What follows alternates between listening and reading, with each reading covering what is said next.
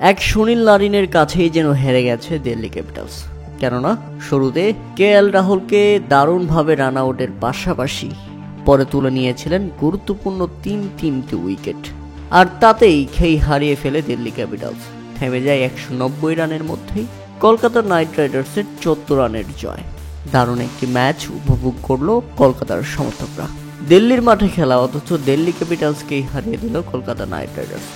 শাহরুখ খানের কেকেআর হারিয়ে দিয়েছে ঘরের মাঠে দিল্লিকে, তবে সেটা সম্ভব হয়েছে কেবল সুনীল নারিনের হাত ধরেই। উল্লেখ্য যে প্রথমে ব্যাটিং করতে নেমে নির্ধারিত 20 ওভারে 9 উইকেট হারিয়ে 204 রানের লড়ক সংগ্রহ দাঁড় করায় কলকাতা নাইট রাইডার্স। আর যেভাবে ব্যাটিং করতে নেমে শুরুতেই 3 উইকেট হারিয়ে ফেলে দিল্লি ক্যাপিটালস। কেএল রাহুল যখন রান আউট হয়ে ফিরছিলেন ততক্ষণে 60 রানের মধ্যেই 3 উইকেট হারিয়ে ফেলেছিল দিল্লি ক্যাপিটালস। এরপর জয়ের আশা বাঁচিয়ে রেখেছিলেন ফাফ ডু প্লেসিস।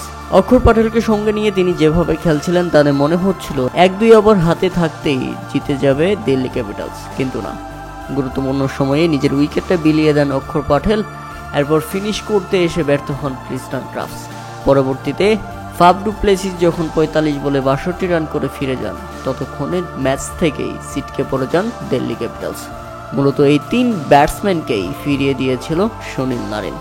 সেই সাথে শুরুতে কেএল রাহুলকে রান আউট করে ম্যাচের রূপটাই পাল্টে দিয়েছিলেন তিনি।